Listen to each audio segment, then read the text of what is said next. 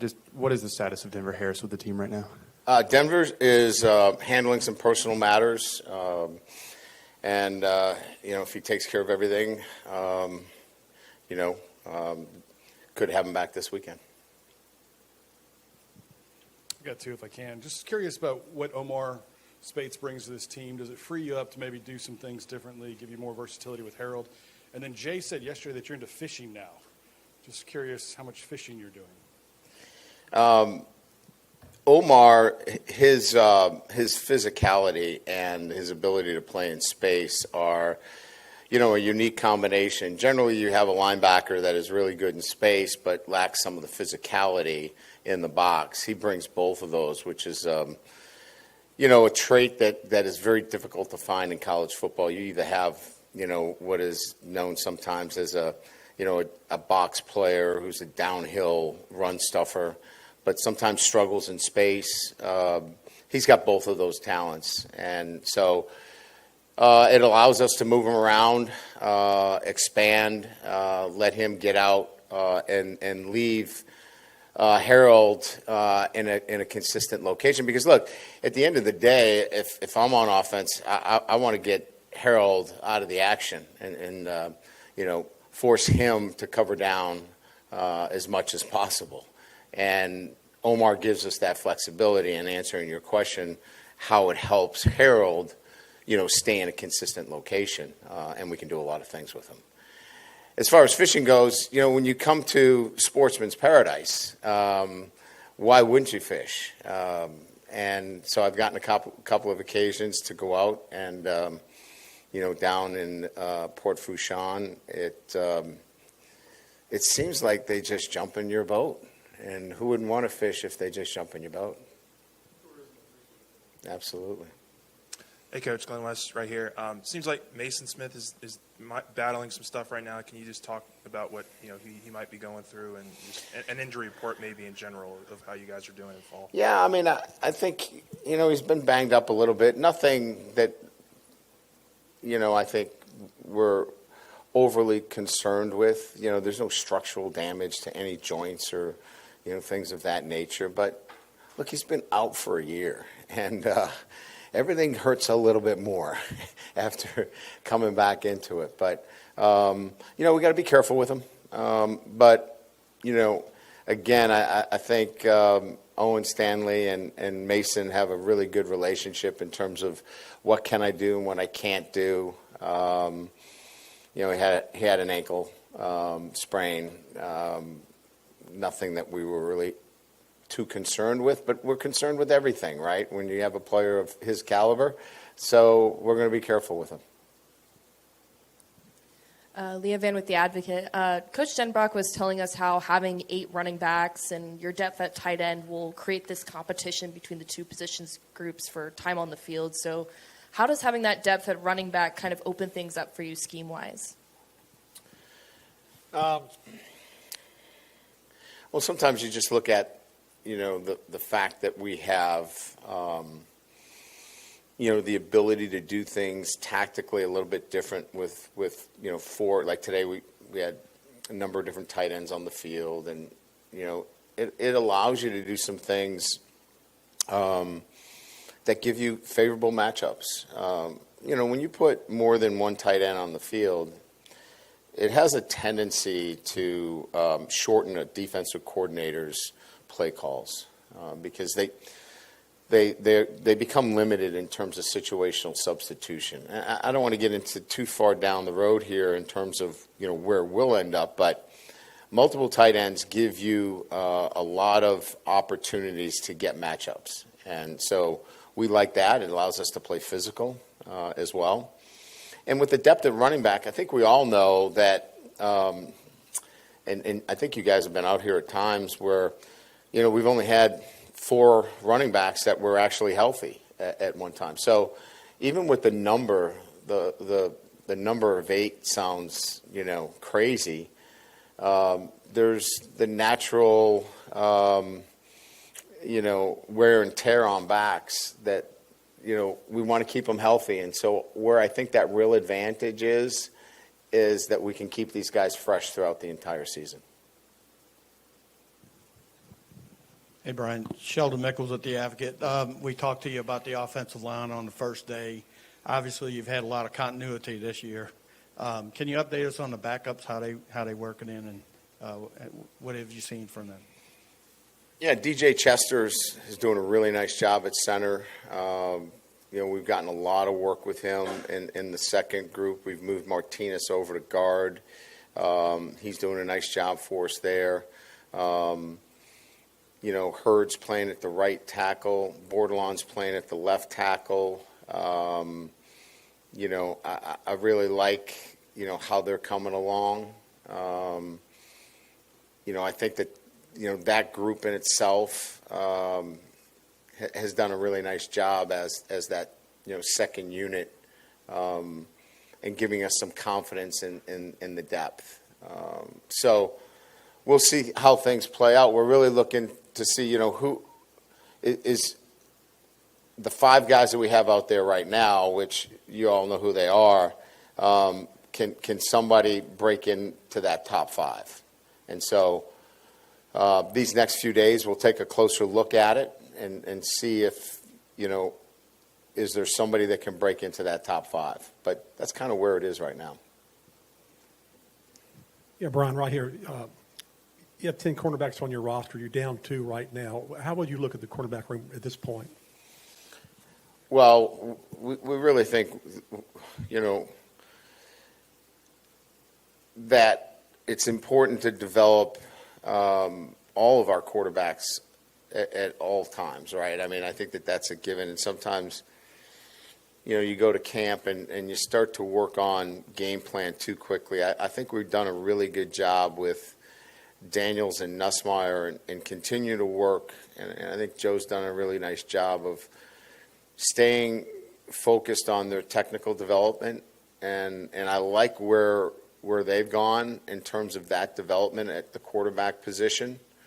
And Ricky's got to continue to develop because, kind of what you said is that when you only have 3 quarterbacks on scholarship, that third quarterback is so crucial for you in his development. So I'd say that I'm really pleased with the development of Daniels and Nussmeier, and Ricky is we're really pushing him hard to continue, his trajectory, because when you have just 3, he's in the mix, right? I mean, so these next 5 days are going to be really big for him.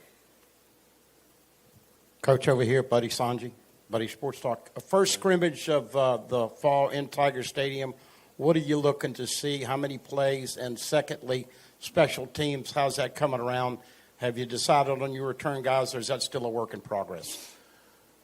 We'll try to get in, somewhere around 60 to 70 plays.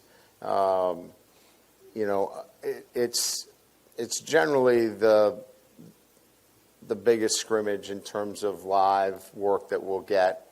We did some situational, as you saw, goal line work today.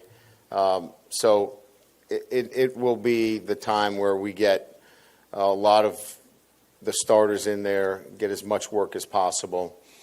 And then certainly the younger guys will get the rest of the work. Special teams, I think, is making really good progress. We saw our kicking game yesterday. I was pleased with that. Ramos and Dibert will both be active in the kicking game. Jay obviously is doing a great job with punting. And Aaron Anderson is really, I think, as comfortable of a punt returner that I have seen. We got some work to do on kickoff return in terms of where that's going to be.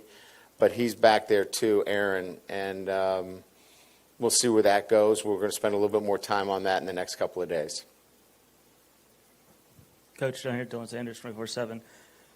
There's a bunch of new faces in the secondary this year. From what you've seen, the veterans like Deuce Chestnut and Zy Alexander, or a surprising freshman like Ashton Samps. How do you feel about that room now as opposed to the beginning of the year? I think they've done well. I mean, there's still a lot of work to be done there, but you've got three safeties that are really solid for us, and Andre Sams has been outstanding. Greg Brooks has battled a little bit of heat illness, but he's back and competing. Major Burns out there has had a really good camp. So having three veteran safeties kind of helps you a lot. And then Sage Ryan's had a really nice camp. Sage playing both nickel and a little bit of corner for us. So to have four veteran players, in a sense, there kind of balances out maybe a little bit of the inexperience at the cornerback position for us. Chestnut's played a lot of football, so to have him there has been a nice addition because he's a calming influence out there. So when you look out there, you go, wow, there's some new names. But when you go Chestnut and Sage and, Brooks and Sams or Burns, you got, virtually, a veteran secondary out there other than one cornerback position. So when you break it all down, I'm feeling pretty good about where we're at this point. What does adding a starter, so to speak, to special teams do for the messaging and the importance of that part of your game? And have you seen that impact the guys' understanding of how important it is to the game? Meaning, could you explain yourself? I'm sorry, I misunderstood the question. I don't remember seeing a ton of starters in coverage roles last year, and we're seeing them now, I guess. Does that set the tone of just how important you all are taking it? Yeah, I think that's part of it, and I think we had a pretty frank conversation with our guys about what the NFL rosters look like. I mean, for these guys to make these rosters, I'll just give you an example. From the fourth round pick or later, it's about a 20% chance of making a roster. So you better have more in your resume than just being a positional player. You better play special teams as well. So we're just trying to be transparent with our guys and let them know that, this is what it looks like. Look, if you're a bona fide first-round draft pick, special teams doesn't necessarily need to be on your resume. But we don't have 5 first-round draft picks. We got a lot of really good football players, but they need to enhance their resumes. Coach, right here. You talked about kind of those 5 guys on the offensive line. In your experience, is there a number that you're kind of shooting for to make you feel comfortable? Injuries happen, things like that happen. What is that number, and where do you kind of feel like you guys are at that point maybe here in year 2? Well, I think you always want to have a swing player, a guy that can play, 2 positions for you. Who's that Swiss Army knife, if you will, somebody that has that ability to play a couple positions. And we think, obviously Martinez can play center, he can play guard. So there's a guy that can plug in, play a couple of positions. Who's the next guy, right? Who can play both right and left tackle? Then you're looking for a guy that can plug in. Who's the next best player? So we kind of break it down that way. Who's the utility guy that can play center and guard? And then who can play right and left tackle? So 7, 8, you're looking somewhere around there. And then after that, if you have more than that, you just, you go back to the drawing board and try to put together what you can do. Hey, Coach, here in the back. Watching your team, it seems like your offense is humming along pretty good at practice oftentimes. A year ago, Mike Denbrock, said the offense was in survival mode. Is it in a much different place, more of a, I know you won't know till you play somebody, but is it more of a well-oiled machine right now? I wouldn't necessarily go with well-oiled machine. I like the way it sounds, but when you have an incumbent quarterback, certainly, and Daniels and Nussmeier, obviously, they can run the offense. They can get you into and get you out of bad plays. They make the coach look really good, and that's the honest truth. When they have such a control and a command of the offense, they're they're in a position. This offense and its structure is set to eliminate negative plays, and they have the ability to control it. So we've given them more control this year in the running game as well, where they're setting the running game a little bit more as well. So I would give a lot of it to the quarterback and his ability to run this offense with a lot more confidence and control.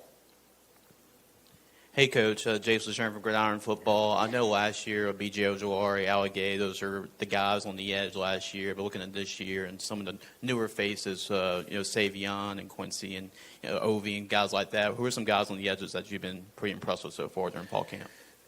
Well, at the jack position, obviously you mentioned Ovi, but, Swinson's done a really nice job on third downs for us. He's been a real good pass rusher for us, and I think the combination of those two guys has been really nice for us. We like what we see there. Parashand is coming on as a complement to Savion. Savion's been outstanding. So we like the edges in terms of what is moving forward for us.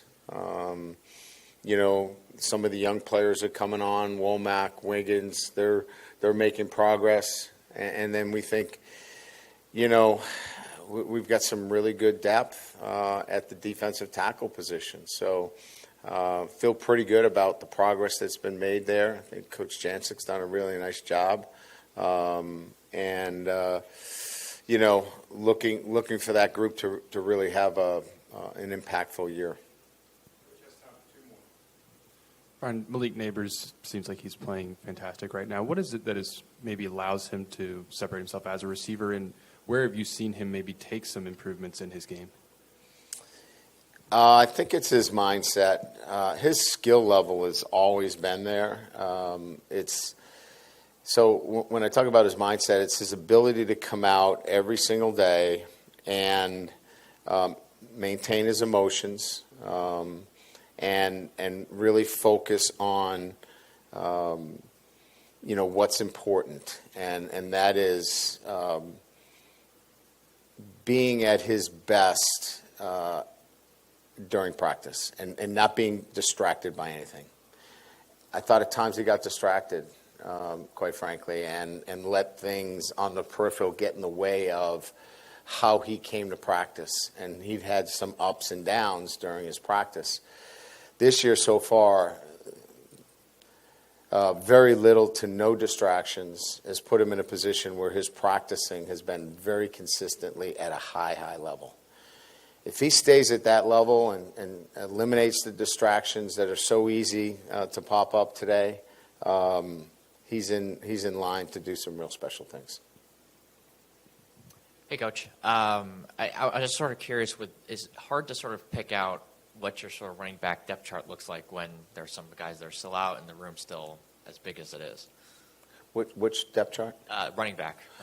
Yeah, we've purposely not put out one. Like if you went into our locker room, we don't have a depth chart. My experience is once you put up a depth chart, you can go one of two ways. You can become really selfish, or really upset. And I just kind of stay away from them. And we just kind of let them go out and compete every day, It's going to take care of itself, when we get to the season. I just think that, the running back room itself, we know you can't play 8 guys. I just think that experience versus inexperience is going to win out in that room, and that'll take care of itself. Good? All right, thank you.